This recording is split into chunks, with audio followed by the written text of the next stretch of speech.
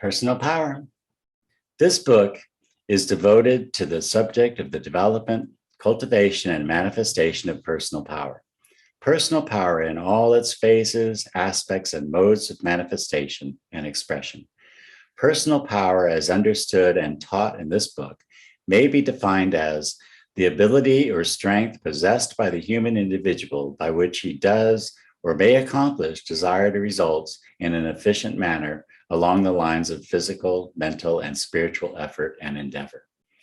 This book is not written with the purpose of reforming the world, nor of conducting a propaganda for the advancement of some particular creed, belief, body of teaching, or doctrine, nor is it written on behalf of any particular organization, cult, society, or school interested in enlarging its membership or in spreading its doctrines.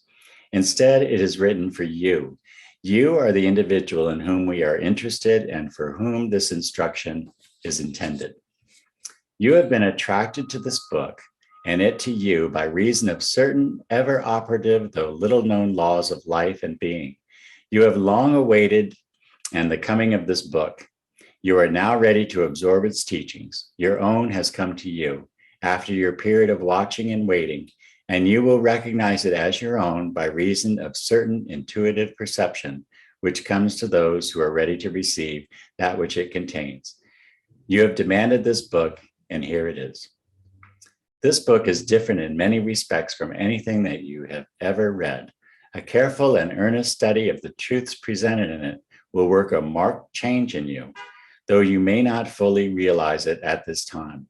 You will never be exactly the same after its reading. It will have left its indelible impress upon you. You may come to think that you have put it aside and that you have no further interest in its teachings, but you will find that certain memories of the statements contained in it will abide with you, and that echoes of its teachings will ring in the ears of your mind. In the words of Whitman, its words will itch in your ears till you understand them. Its basic truths and the suggestions as to their application will stick in your mind as the burr sticks in the fleece of the sheep which has acquired it in its wanderings.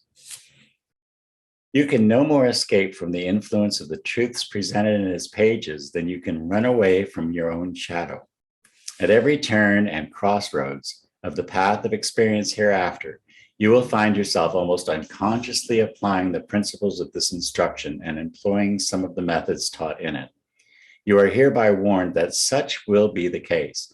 If you are not willing to experience such results, now is your time to put away the book. If, however, you decide to proceed with the reading and study of this book, we have several suggestions to make to you. You need not expect to master this instruction at the first reading.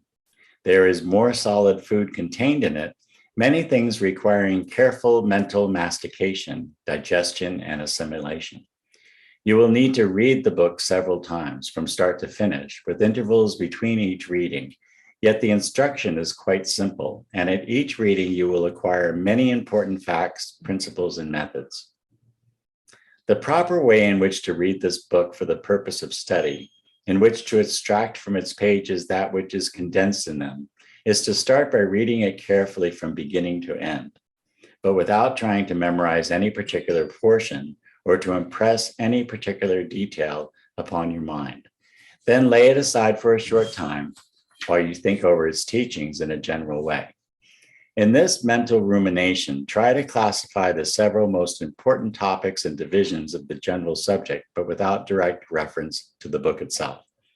Having done this, take up the book again, and this time carefully absorb each and every phase and feature of its instruction.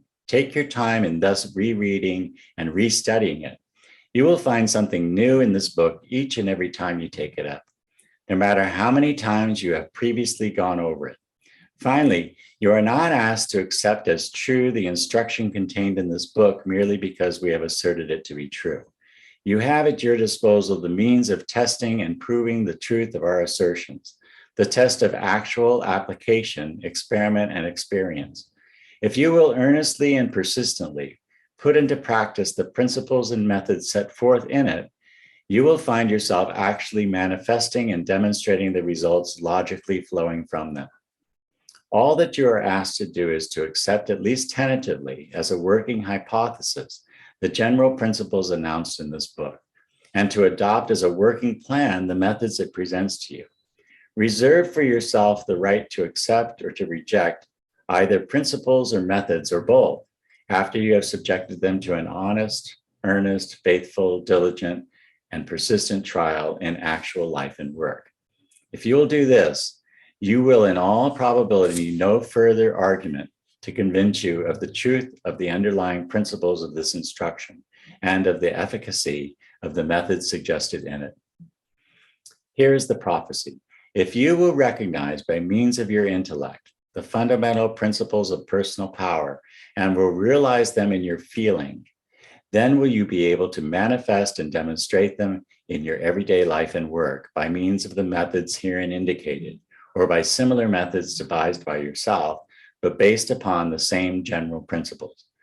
The principles are basic and fundamental.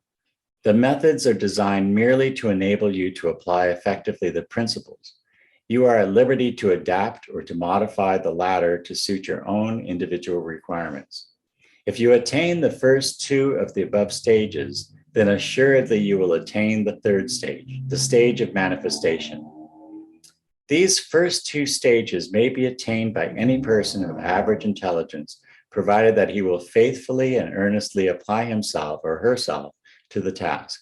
You are hereby challenged to test the truth of this prophecy by such a trial and experiment.